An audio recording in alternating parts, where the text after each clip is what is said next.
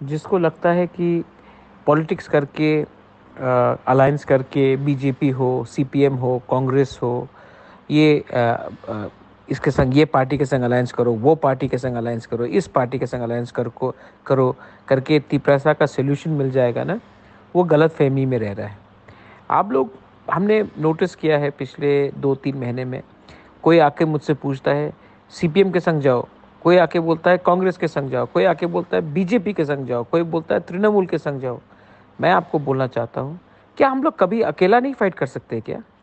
कि हमें पैसा का इतना लालच है कि बीजेपी या सीपीएम या कांग्रेस से अलायंस करके थोड़ा पैसा ले ले और अपना तिपरासा एरियाज में फाइट नहीं करे? हम लोग इतना बिक गए हैं क्या? मैं बुबागरा बोल रहा हूँ, और मैं आपको फिर से बोल रहा हूँ क्योंकि ये वॉइस मैसेज देना इम्पोर्टेंट था कि हम लोगों का वफादारी दफा के संग होना चाहिए। हम लोग क्या एक बार अकेला नहीं लड़ सकते? हमको क्या इतना पैसा का दरकार है कि अलायंस कर ले, थोड़ा पैसा लेकर सीट किसी और को दे दे? कभी तो सोचो तिपरासा के बारे, लीडर लोग। कभी तो पॉलिटिक्स को पीछे रखो और जाति को सामने रखो और दफा के लिए एक बार फाइट करो। विलेज काउंसिल जीतो, असेंबली जीतो, हिंदुस्तान खुद ब खुद आपको अपना कॉन्स्टिट्यूशनल सोल्यूशन देगा। एक बार अपने दफा के लिए फाइट कर लो।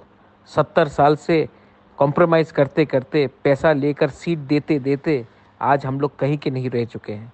2026 में फिर से डिलिमिटेशन होगा। उसके बाद ना मिलेगा पैसा, ना मिलेगा पोस्ट, ना रहेगा तिपरासा, ना रहेगा ग्रेटर तिपरालैंड। एक बार अपने दफा को लिए फाइट करो। पब्लिक हमारे साथ है, विश्वास पब्लिक हमारे संग करती है। पॉलिटिक्स को छोड़ो और पार्टी को जोड़ो, दफा को जोड़ो। ग्रुपिज्म बंद करो और दफा को एक करके, जीएमपी हो, जनजाति हो, मोथा हो, आईपीएफटी हो, सब एक हो और एक बार विदाउट कॉम्प्रोमाइजिंग दफा के लिए फाइट करो। बेलाइनो हम बाय।